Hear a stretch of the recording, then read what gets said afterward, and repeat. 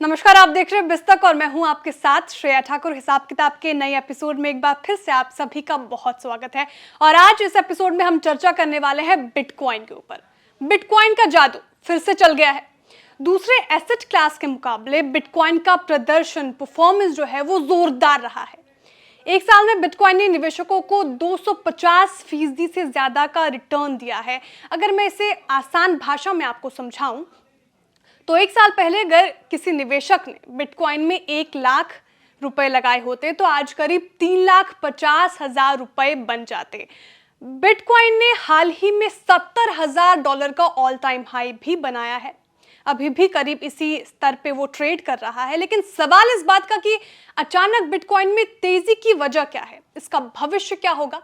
इस पर चर्चा के लिए हमारे साथ मौजूद है तक चैनल्स के मैनेजिंग एडिटर मिलिंद खांडेकर जी। सर नमस्कार। नमस्कार।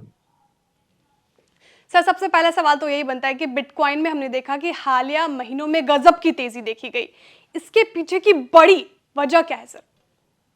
नहीं तो देखिए, मैंने जैसे कि हिसाब किताब में लिखा भी है और मैंने भी नवंबर 2022 में, मतलब लगभग 1.5 साल पहले, मैंने भी ये सवाल पूछा था कि क्या कि क्रिप्टो डूब जाएगा, या चेतन भगत जैसे लेखकों ने भी ये लिखा था कि क्रिप्टो इज डेड। इस हेडलाइन से टाइम्स ऑफ इंडिया में एक लेख छपा। तो ज्यादातर लोगों का ये मानना था कि क्रिप्टो का या बिटकॉइन का टाइम अब जा चुका है। लेकिन ये जो बड़ा परिवर्तन हुआ है, ये जो भाव में तेजी, आपने जो कहा कि 1 लाख के 3.5 लाख रुपये हो गए हैं, तो उसकी वजह ये है कि अमेरिका का जो रेगुलेटर है, security and exchange commission, SEC जिसको आप कहते हैं, जी। उसने जनवरी महीने में 11 कंपनियों को बिटकॉइन के ईटीएफ यानी एक्सचेंज ट्रेडिंग फंड जो है उसको चलाने की अनुमति दे दी। तो अब तक जो है इसको कोई इस तरह की कोई अनुमति नहीं थी कि वो स्पॉट मार्केट में जाके ये फंड जो है ये बिटकॉइन खरीदेंगे और निवेशकों को ये फंड बेचेंगे। ईटीएफ फंड, ईटीएफ फंड क्या होता है कि ईटीएफ फंड में के जरिए जब आप बिटकॉइन खरीद रहे हो तो आपको बिटकॉइन सीधे खरीदने की जरूरत नहीं। जैसे हम शेयर बाजार में देखते हैं कि भाई जब हम ईटीएफ से जब ट्रेडिंग करते हैं तो हमको डायरेक्टली हम शेयर ओन नहीं करते हैं, हम इस ईटीएफ के जरिए शेयर ओन करते हैं। तो वैसे ही बिटकॉइन खरीदना एक बड़ा झंझट का काम है। उसमें आपको एक वॉलेट चाहिए, की चाहिए, और रिस्क भी है क्योंकि पहले एक्सचेंज डूब चुका है। तो अब ये जो बड़ी बड़ी कंपनियां हैं, ब्लैक रॉक जैसी कंपनी है, इन्होंने ईटीएफ लॉन्च किया और इसमें काफी पैसा आ गया है। तो जब ये पैसा जी। आ गया तो ये बिटकॉइन खरीदने के लिए बाजार में जब गए तो बिटकॉइन की जो भाव है वो काफी बढ़ते चले जा रहे हैं। और जैसे आपने कहा कि इस समय वो 57 लाख रुपये के करीब एक बिटकॉइन मिल रहा है, जो कि एक तरह से नया रिकॉर्ड बन रहा है हर रोज। हम्म। लेकिन सर, अभी भी लोगों में ये कंफ्यूजन है कि ये क्रिप्टो है क्या, आखिर काम कैसे करते हैं, इस तकनीक का इस्तेमाल कैसे होता है? तो देखो, इसको इस तरह से आप समझ सकते हो कि क्रिप्टो को क्रिप्टो करेंसी कहा जाता है आमतौर पे, अगर आपने कभी भी सुना था। तो जी। बिटकॉइन भी एक तरह की क्रिप्टो करेंसी, और ये सबसे पहली क्रिप्टो करेंसी है जो 2009 में आई थी। तो क्रिप्टो करेंसी और जो नॉर्मल करेंसी है उसमें फर्क ये है कि वो फिजिकल करेंसी है। मतलब रुपया हो, डॉलर हो, उसको आप अपने हाथ से छू के देख सकते हैं, अपने पास फिजिकली पोजेस कर सकते हैं। लेकिन जो क्रिप्टो करेंसी है वो एक तरह की वर्चुअल करेंसी है। दूसरा अंतर यह है श्रेया कि जो क्रिप्टो करेंसी है वो लोगों ने ही बनाई है। लोगों ने, मतलब एक नेटवर्क ऑफ पीपल ही ने इसको खड़ा किया है। जबकि जो जारी करते हैं आप, जो डॉलर है या रुपया है, वो उस देश का सेंट्रल बैंक जारी करता है। तो देश जी। की सारी सरकारें इसके विरोध में इसलिए भी रही कि उनको लगता है कि हमारा इकबाल है, हमारा अधिकार है कि कौन सी करेंसी हम अपने देश में चलाएंगे। जैसे भारत में अगर रुपया चलता है, अमेरिका में डॉलर चलता है, पाउंड चलता है ब्रिटेन में, तो वो उस देश की सेंट्रल बैंक, उस देश की सरकार के बिहाफ पर वो जारी कर। लेकिन ये क्रिप्टो करेंसी एक तरह से डिसेंट्रलाइज्ड है, मतलब इसका कोई कोई एक जारी करता नहीं है और ये पूरी दुनिया में चल रही है। तो ये जो क्रिप्टो करेंसी आई है, जो बिटकॉइन पहली क्रिप्टो करेंसी थी, फिर इसको देखा देखी हजारों क्रिप्टो करेंसी अलग अलग नाम से मार्केट में आ गई है। तो ये जो है ये क्रिप्टो करेंसी एक तरह की वर्चुअल करेंसी है। आइडिया ये था कि इसके अंदर लेन देन होगा, लेन देन मतलब आप इसको लेन देन में इस्तेमाल करेंगे, लेकिन लेन देन से ज्यादा ये एक तरह से एक असेट क्लास बन के रह गया कि जैसे सोना है या शेयर। हम्म। जी सर। लेकिन सर जब हम क्रिप्टो करेंसी की बात करते हैं, बिटकॉइन का जिक्र होता है सर, एक और टर्म यूज होता है ब्लॉकचेन। वो क्या है सर, उस पर अगर आप प्रकाश डालें तो ब्लॉकचेन मतलब लेजर है, लेजर मतलब बही खाता है।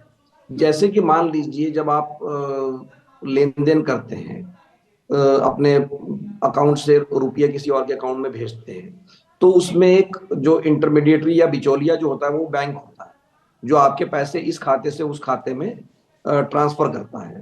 हम्म। तो जब बिटकॉइन है या कोई भी क्रिप्टो करेंसी है, जब वो एक खाते से दूसरे के पास जा रही है, तो पहले तो ये चेक किया जाता है कि आपके पास जो बिटकॉइन है या क्रिप्टो है वो सही है कि नहीं है, ऑथेंटिक है कि हम्म। नहीं है। जैसे रुपये पर भी आप देखते हैं ना, जब आप बैंक में जमा करते हो तो लोग देखते हैं कि भैया रुपया सही है या नहीं। तो वो हम्म। क्रिप्टो को जो जांचा जाता है, और उसके बाद कि भाई हाँ ये सही आदमी, इसकी ओनर मिलिंद है और ये श्रेया के पास ट्रांसफर हो सकता है। तो जी। ये जो प्रक्रिया होती है, ये एक बही खाता इसको आप कह सकते हैं, ये ऑनलाइन है, सबको पता है कि किसके पास कौन सा क्रिप्टो है। तो ये हम्म। जो इसको कहते हैं ब्लॉकचेन। और ब्लॉकचेन। ये माना गया कि भाई अगर ब्लॉकचेन क्रिप्टो में इसकी माइनिंग होती, मतलब ये कंप्यूटरों पर नेटवर्क होता है, उसके जरिए पूरे दुनिया हम्म। में लोग जुड़े रहते हैं, वो ये काम करते हैं। तो ये माना ये गया था कि क्रिप्टो अगर फेल हो भी जाता है हम्म। जी तभी सर। ये जो ब्लॉकचेन है, ये हमारे लिए ये तकनीक जो है, जो एक तरह से डिसेंट्रलाइज तकनीक है चीजों को ऑथेंटिक करने की, ये दुनिया में काम आती रहेगी।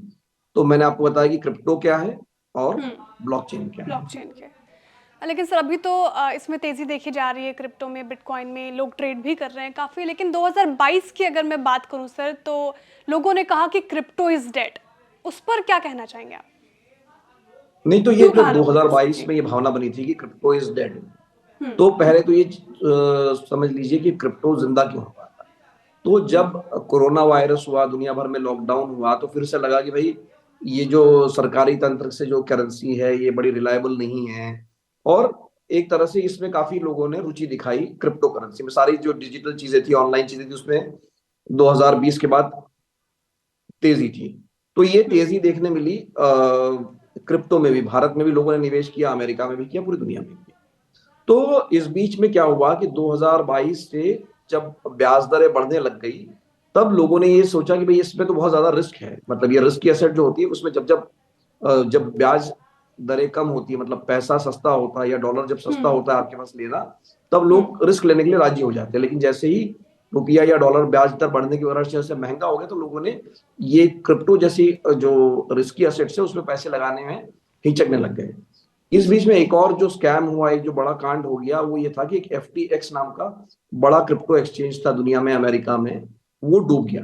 तो वो डूबा कोई क्रिप्टो की वजह से नहीं था, वो वहां की बेईमानी का आरोप लगा उन पर कि जो उसके प्रमोटर थे, उन्होंने वो जो क्रिप्टो एक्सचेंज कैसे काम करता था कि मेरे पास जो क्रिप्टो है वो दरअसल उस एक्सचेंज में जमा रहते हैं, जैसे कि जमा बैंक होता है। में जमा रहते हैं, वहीं वॉलेट रहता है, वहीं पर मेरे हम्म। क्रिप्टो जमा रहते हैं या मेरे बिटकॉइन जमा रहते हैं। तो वो जी। एक्सचेंज उस वक्त डूब गया क्योंकि उसने वो जो क्रिप्टो लोगों के थे वो कहीं और लगा लिए। इसको इस तरह समझिए कि भाई बैंक में मैंने पैसे जमा किए हैं, लेकिन बैंक ने कहीं और लगा दिए और वो पैसे डूब गए। तो वो हम्म। एक्सचेंज जब डूब गया और बड़ा एक्सचेंज डूब गया, तब चेतन भगत जैसे लोगों ने कहा कि भाई अब नाउ क्रिप्टो इज डेड, अब ये कोई वापस नहीं आने वाला है। और उसके बाद में हम्म। क्रिप्टो का के बुरे दिन एक तरह से शुरू हो गए थे। हम्म। लेकिन जैसा हमने शुरुआत में कहा कि अब जब ETF आ गया है, तो जी। ETF अभी अमेरिका में ही आया है, इसके बाद में क्रिप्टो के अच्छे दिन या बिटकॉइन के अच्छे दिन शुरू हो गए हैं। ठीक है सर, आपने कहा कि बिटकॉइन के अच्छे दिन शुरू हो गए। इसी से मेरा सवाल ये है कि भारत में क्या लगता है आपको, बिटकॉइन का भविष्य क्या है, निवेशकों को क्या करना चाहिए? देखिए, मैं बार बार एक ही डिस्क्लेमर देता हूं कि मैं कोई निवेश सलाहकार नहीं हूं। हम्म। लेकिन 2022 के बाद से सरकार ने भारत में क्रिप्टो में कारोबार करना मुश्किल कर दिया है, उस पर इतना ज्यादा टैक्स लगा दिया है। तो हम्म। टैक्स की बात हम बाद में करेंगे, लेकिन पहले जब ये अमेरिका में डेवलपमेंट हुआ ETF वाला, तो हम्म। रिजर्व बैंक के गवर्नर शक्तिकांता दास से पूछा गया था वर्ल्ड इकोनॉमिक फोरम कि अब आप क्या करेंगे। तो हम्म। उन्होंने कहा कि भाई अगर ये लोग पार्टी बना रहे हैं क्रिप्टो के लिए ETF को लेकर, तो ये उस देश का अपना फैसला है, हम इस झंझट में नहीं पड़ेंगे। मतलब उन्होंने साफ साफ कह दिया था कि भाई ETF जैसी जो चीज है वो अमेरिका में भले ही आ जाए, भारत हम्म। इसको लागू करने नहीं देगा या लागू करने नहीं जा रहा, ये अभी की स्थिति। तो एक तो बात ये हुई कि ईटीएफ जैसी चीज भारत में तुरंत से कुछ होते हुए तो दिखती नहीं हुई। दूसरी बात ये है कि जो मैंने टैक्स की बात कही थी, तो सरकार ने इस पे इतना टैक्स लगा दिया कि इसका वॉल्यूम जो है वो कम हो गया, कुछ एक्सचेंज जो है वो देश से बाहर भी चले गए। तो टैक्स किस तरह से लगाया, दो तरह से टैक्स लगाया कि अगर आप क्रिप्टो खरीदते हैं या बेचते हैं तो टीडीएस मतलब डिडक्शन जो है आपका टैक्स का वो सोर्स पे ही 1% हो जाता है। अगर आपने अच्छा। मान लीजिए 1 लाख रुपए के क्रिप्टो खरीदे तो 1,000 रुपया आपको टैक्स 1% वहीं चुकाना पड़ेगा। तो एक तरह से इससे डिस्करेजमेंट हुआ, जो क्रिप्टो में लोग पैसे लगा रहे थे, और उस पर पहले कोई टैक्स नहीं था, इनकम टैक्स आपको अलग से चुकाना पड़ सकता था कि भाई ये मेरे पास इसका मैंने फायदा लिया है। दूसरी बात ये हुई, दूसरी बात जो हुई वो ये बात की गई कि दूसरा जो बड़ा टैक्स लगाया गया कि उसको 30% का टैक्स लगा दिया गया आपके प्रॉफिट पर। अगर आपने क्रिप्टो में कोई भी प्रॉफिट कमाया है किसी भी सौदे पे, तो चाहे वो लॉन्ग टर्म में हो या शॉर्ट टर्म में हो, 30% आपको देना ही होगा। टैक्स देना पड़ेगा। हम्म। एक और बात जो हुई वो ये हुई कि जैसे शेयरों का जब आप कारोबार करते हैं तो आपको कोई घाटा हो गया तो वो आप उसको ऑफसेट कर सकते हैं। मतलब आप अगर जितना मुनाफा 100 रुपया हुआ, 50 रुपया घाटा हुआ, तो आपने उसको ऑफसेट कर लिया। मतलब आपने कहा मुझे सिर्फ कुल मिला के इस सौदे में 50 रुपये का ही ट्रेडिंग में फायदा हुआ। लेकिन ऐसी कोई घाटा होने पर क्रिप्टो का सौदा ऑफसेट करने की जो छूट बाकी एसेट्स क्लास में थी वो क्रिप्टो को नहीं मिली हुई है। तो कुल मिला के क्रिप्टो में कारोबार करना एक तरह से घाटे का सौदा हो गया या मुश्किल हो गया। तो यही कारण है कि जो ट्रेडिंग वॉल्यूम थे भारत के एक्सचेंजेस पर उसमें भारी गिरावट देखने मिली।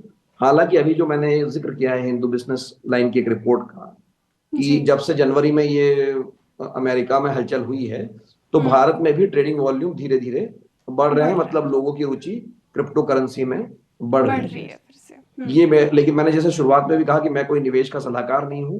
हम्म। आप रिजर्व बैंक के गवर्नर की बात को ध्यान रखिए। उन्होंने हम्म। एक बात कही थी कि क्रिप्टो के पीछे कोई एक अंडरलाइंग एसेट नहीं है। मतलब जैसे आप शेयर बाजार में जब शेयर खरीदते हैं तो उस कंपनी का कोई कारोबार है, उसका एक हिस्सा आप खरीद रहे हैं। या आप सोने खरीद रहे हैं तो सोना आप कहीं पर गहने बना सकते हैं, या मेटल है उसका कोई और उपयोग है। लेकिन क्रिप्टो का अभी तक कोई उपयोग नहीं है क्योंकि उसको करेंसी के तौर पे उसका चलन अभी तक प्रचलन में नहीं नहीं है। आया। हम्म। तो लग रहा है सर आपको कि क्रिप्टो करेंसी को करेंसी का जो वो है दर्जा वो दिया जाएगा कि नहीं? नहीं, तो दर्जा तो सरकारें नहीं देंगी, ये तो बात साफ है, क्योंकि सरकार ही जब मेरा अधिकार है कि मैं करेंसी करूं, और भारत में तो डिजिटल करेंसी की बात हो रही है, तो सरकारें मान्यता देंगी। कम से कम भारत में ऐसा अभी तो नहीं है, पहली बात करेंसी के तौर पे। असेट क्लास के तौर पे ये डेवलप होता रह सकता है, लेकिन असेट का जो बात वही बात आती है कि भाई इसके नीचे अंडरलाइंग वैल्यू इसकी क्या है। लेकिन करेंसी क्यों नहीं हो पा रही है ये भी मैंने समझाया था श्रेया कि इसमें बहुत ज्यादा उतार चढ़ाव होता है इसके भाव में।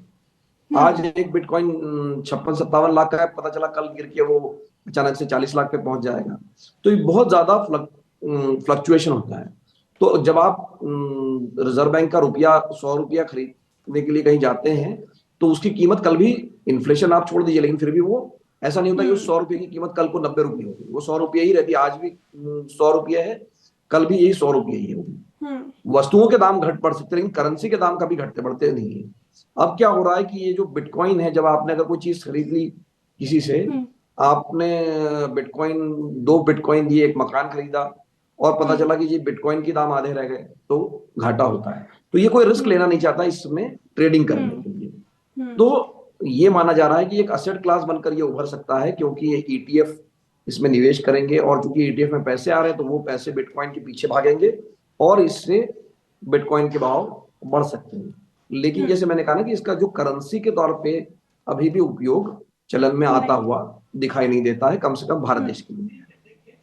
ठीक है सर। बिटकॉइन अमेरिका में तो चल रहा है लेकिन भारत में इसका क्या भविष्य होगा ये देखने वाली बात होगी। बहुत बहुत शुक्रिया सर। क्रिप्टो करेंसी बिटकॉइन हमें समझाने के लिए क्या है और इसका भविष्य भारत में क्या है उस पर प्रकाश डालने के लिए बहुत शुक्रिया सर। मुलाकात होगी अगले हफ्ते एक नए विषय के साथ हिसाब किताब में। तब तक के लिए देखते रहिए विस्तार।